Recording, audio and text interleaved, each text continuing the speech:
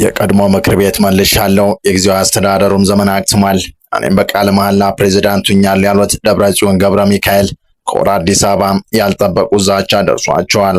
የቀድሞ የጊዜያዊ አስተዳደሩ ፕሬዝዳንትና የአሁኑ የጠቅላይ ሚኒስትሩ የምስራቅ አማካሪ ጉዳዮች አማካሪ ጌታቸው ረዳ ህወሓት በቅርቡ ይወገዳል፣ እኛም መቀለ እንገባለን የሚል ጠንካራ መልእክት አስተላልፈዋል። አማካሪ ሚኒስትሩ አክለውም ሻዕቢያን አቅም የሌለው በማለት ወርፈዋል። እንመለስበታለን። በሌላ መረጃችን ደግሞ ትግራይን እያስተዳደርኩ ነው ያሉት ደብረጽዮን በስማቸው ባሰራጩት ደብዳቤ መላ ትግራይ የሚተገበር ከባድ እገዳን ጥለዋል። እግዱ የክልሉ የመንግስት ሰራተኞች ደሞዝ ክፍያ የሚመለከት ነው። በዝርዝር እንመለከታቸዋለን። ሰላም ጤና ይስጥልን ወደ ፋስት ዴይሊ ተከታታዮች የዚህ ቻናል ቤተሰብ ካሉና ቻናሉን ሰብስክራይብ እያደረጋችሁ ቤተሰቡን እያልን የቻናሉ ቤተሰብ ከሆናችሁ ደግሞ ተደራሽነታችንን ታሰፉ ዘንድ ፕሮግራሙን ላይክ እና ሼር እንድታደርጉ እየጋበዝን ወደ ዝርዝር መረጃዎች ተሻገርን። እስከ ፍጻሜው አብራችሁን ቆዩ። አፋኝ ቡድኑ በቅርቡ እናስወግዳለን ሲሉ የጠቅላይ አማካሪ አቶ ጌታቸው ረዳ ከወደ መቀሌ መመለሻ ጊዜያቸው መቃረቡን በልበ ሙሉነት አስታወቁም። በአዲስ አበባ በተመሰረተው የትግራይ ሰላምና ለውጥ ምክር ቤት ስብሰባ ላይ የተገኙት አቶ ጌታቸው ረዳ በዶክተር ደብረጽዮን የሚመራውን የህወሓት አስተዳደር በሙስናና በቡድን አምባገነንነት አጥብቀው በመኮነን በቅርቡ ወደ መቀሌ መመለሳቸው የማይቀር መሆኑን በልበ ሙሉነት አስታውቀዋል። ቀደም ሲል ከመቀሌ የወጡት ከፍርሃት ሳይሆን የህዝብን ደህንነት ለማስጠበቅና ንብረት እንዳይወድም በኃላፊነት በማሰብ እንደነበረ ያብራሩት አቶ ጌታቸው በአሁኑ ወቅት ክልሉን ከገባችበት አደገኛ መስቀልቅልና አፈና ለማውጣት ቁርጠኛ መሆናቸውን ገልጸዋል። በዚህም መሰረት እርሳቸውና ጀነራል ጻድቃን በአፋርና ትግራይ ድንበር አካባቢ ያሰባሰቡትን የታጠቀ ኃይልና ሁሉንም የመመለስ ወገኖች በማስተባበር አሁን ያለውን አስተዳደር በወታደራዊ አቅም ጥለው ዋና ከተማን መልሰው ለመቆጣጠር ያቀዱትን እቅድ ፍጹም የማይታጠፍ መሆኑን በይፋ አውጀዋል። አቶ ጌታቸው ረዳ አዲስ ተመሰረተ በተባለ የትግራይ የለውጥ ምክር ቤት ላይ ባደረጉት እጅግ አነጋጋሪ ንግግር ስለ ኤርትራ መንግስት፣ ሻዕቢያ ወቅታዊ አቋምና ወታደራዊ አቅምም እጅግ ጠንከር ያለ ትንታኔ ሰጥተዋል።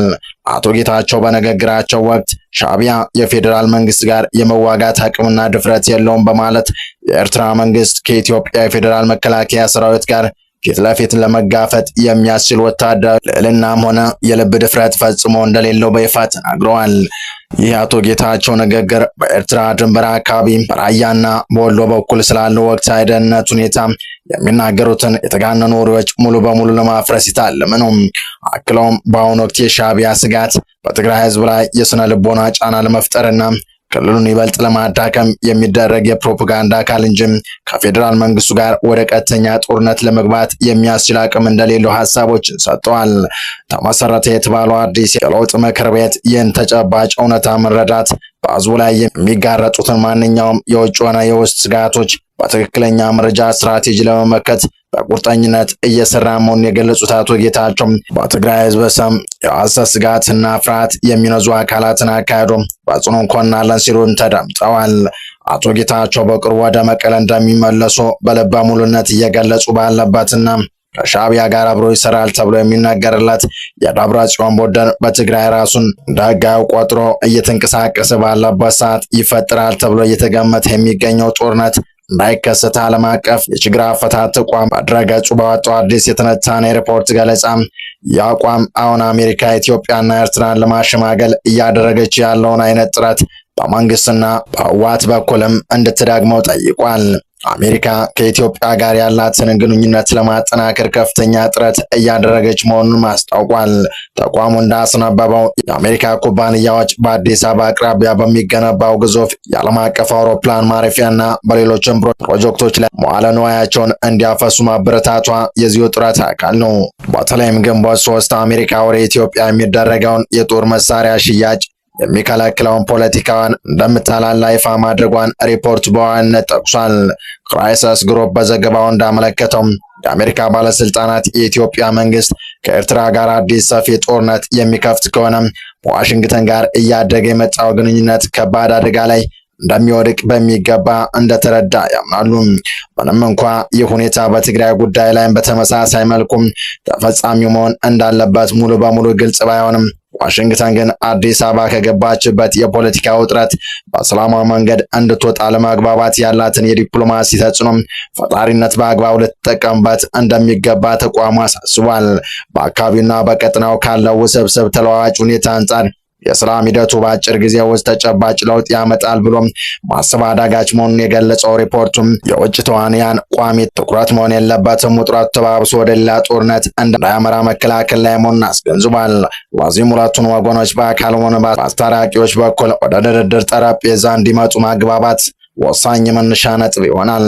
ከዚህም ባሻገር ሰፋ ያለ የቀጠናውን የውጥረት ማስተንፈሻ እርምጃዎች እጅግ አስፈላጊ መሆናቸውን የጠቀሰው ክራይሲስ ግሩፕ በተለይም በአዲስ አበባና በሱዳን ጦር መካከል ለተኪ ታጣቂዎች ድጋፍ ታደርጋላችሁ በሚል የጋራ ጥርጣሬ እያደገ የመጣውን ፍጥጫ ማርገብ ጊዜ የማይሰጠው ጉዳይ መሆኑን አብራርቷል። የአፋጣኝ ግጭት ስጋቱ አንዴ ጋብ ካለ በኋላ አዲስ አበባና መቀለ የፕሪቶሪያውን የሰላም ስምምነት የሚያጠናክርና አሁን ለፈጠረው ከፍተኛ አለመግባባት መፍትሄ የሚያመጣ አዲስ ስምምነት ላይ መድረስ እንደሚገባቸው ክራይሲስ ግሩፕ አጽንኦት ሰጥቷል። የተቋሙ ትንታኔ እንደሚያስረዳው የማንኛውም አዲስ ስምምነት መሰረት መሆን ያለበት አንደኛው ወገን ሌላኛውን በቀላሉ ሊያጠፋው አይችልም የሚለውን መራር እውነታ መቀበል ሲሆን ይህም በጦርነት ለማሳካት መሞከር የሚያስከትለው ኪሳራ እጅግ ግዙፍና አደገኛ ነው። ትግራይ ወደ ኢትዮጵያ የፖለቲካ ፌዴሬሽን ስርዓት እንዴት በድጋሚ ልትቀላቀል እንደምትችል የሚያሳይ ግልጽ እቅድ መኖር እንዳለበት የገለጸው ሪፖርቱ በእነዚህ መሰረታዊ ጉዳዮች ላይ ጠንካራ ትኩረት ሰጥቶ መስራት ካልቻለም መቀሌና አዲስ አበባ ራሳቸውን ደጋግመው አሁን ወዳለበት የግጭትና የጥፋት አዙሪት ውስጥ መመለሳቸው አይቀሬ መሆኑን በማስጠንቀቅ ዘገባውን አጠናቋል። በሌላኛው መረጃችን የቀድሞ ምክር ቤት መልሻለሁ፣ የጊዜው አስተዳደሩም ዘመን አክትሟል፣ እኔም በቃለ መሐላ ፕሬዝዳንት ሆኛለሁ ያሉት ደብረጽዮን ገብረ ሚካኤል በስማቸው ባሰራጩት ደብዳቤም በመላ ትግራይ የሚተገበር ከባድ እገዳን ጥለዋል። እግዱ የክልሉ የመንግስት ሰራተኞች ደሞዝ ክፍያ የሚመለከት ነው። ደብረጽዮን ለሁለት ወራት ደሞዝ የለም ከወዲሁ ወቁ ሲሉም ለመንግስት ሰራተኞች እንቅጩን ተናግረዋል። ይኸው በስማቸው በደብዳቤና በጥብቅ መመሪያነት ለሁሉም የበታች የክልሉ መንግስት ሰራተኞች የወረደው መመሪያ የሁለት ወራት ደሞዝ ማለትም የግንቦትና ሰኔ ወር እንደማይከፈል ልታውቁ ይገባል ሲሉ አሳውቋል። በዶክተር ደብረጽዮን የሚመራው የህወሓት ትግራይ አስተዳደር ፕሬዝዳንት ጽህፈት ቤት የመንግስት ሰራተኞች የደሞዝ አከፋፈል ስርዓት ፍትሐዊነት በሚያረጋግጥ መልኩ ማዕከላዊ እንዲመራ መወሰኑን ዛሬ አስታውቋል። ጽህፈት ቤቱ ለሁሉም የክልሉ መስሪያ ቤቶች፣ ዞኖች፣ ወረዳዎች፣ ከተማ አስተዳደሮችና ጠቅላይ ፍርድ ቤት በላከው ይፋ መመሪያ የአዲስ አሰራር እስኪወርድ ድረስ የግንቦትና የሰኔ ወር የደሞዝ ክፍያ በጊዜያዊነት እንዲቆሙ ጥብቅ ትዕዛዝ አስተላልፏል።